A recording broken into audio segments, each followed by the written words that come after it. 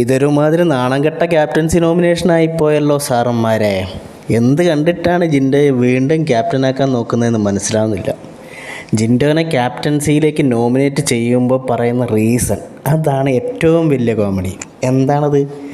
കഴിഞ്ഞ തവണ ക്യാപ്റ്റൻ ആയപ്പോൾ ജിൻഡോ പറഞ്ഞു പോലും അടുത്ത തവണ കൂടി എനിക്ക് ക്യാപ്റ്റൻ ആവണമെന്ന്. ഏത് ലാലേട്ടൻ്റെ മുമ്പിൽ ജിൻഡോ പറഞ്ഞു എനിക്ക് അടുത്ത തവണ കൂടി ക്യാപ്റ്റൻ ആവണമെന്ന്. ഈ ഒരു റീസൺ വെച്ചിട്ടാണ് ഋഷിയെ പോലുള്ളവർ വീണ്ടും ജിൻഡോനെ ക്യാപ്റ്റൻസി നോമിനേഷൻ ചെയ്യുന്നത്. എങ്ങനെ ഇരിക്കണം?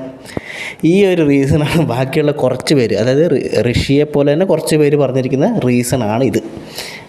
ഓൾറെഡി ഒരു ക്യാപ്റ്റനായി, എന്നിട്ട് വീണ്ടും തുടർച്ചയായിട്ട് ക്യാപ്റ്റൻസി നമ്മുടെ ജിൻഡോയ്ക്ക് വേണം പോലും. അതിന് വേണ്ടിയിട്ടാണ് ക്യാപ്റ്റൻസിയിലേക്ക് നോമിനേറ്റ് ചെയ്തതെന്ന്. നല്ല അടിപൊളി റീസൺ. എങ്ങനെ ഇരിക്കണം? എന്തോ നാടേ ഇത്, ഗ്രൂപ്പിസോ? അല്ലേ തന്നെ ക്യാപ്റ്റൻസീൻ്റെ നോമിനേഷൻ വരുമ്പോഴത്തേക്കും നമ്മുടെ ജിൻഡോൻ്റെ സ്ഥിരം പരിപാടിയാണ് എല്ലാവരെയും പുറകെ നടന്നിട്ട് ചാക്കിട്ട് പിടിക്കൽ. അത് ജിൻഡോൻ്റെ ഗെയിം. അത് മനസ്സിലാക്കാണ്ട് പൊട്ടന്മാരെന്ത് ചെയ്യും? ജിൻഡോനെ നോമിനേറ്റ് ചെയ്യുകയും ചെയ്യും. അത് ജിൻഡോൻ്റെ വിജയം, ബാക്കിയുള്ളവരുടെ പരാജയം, അത്ര തന്നെ. അല്ല, സായി നമ്മൾ ജിൻഡോനെയാണ് നോമിനേറ്റ് ചെയ്തത്. അതാണ് എനിക്ക് മനസ്സിലാത്തത്. കാരണം കുറുക്കൻ്റെ ബുദ്ധിയോടുകൂടി ഓരോന്ന് ചിന്തിച്ച് കൂട്ടുന്ന സായി കൃഷ്ണ വരെ ആരെ നോമിനേറ്റ് ചെയ്ത്?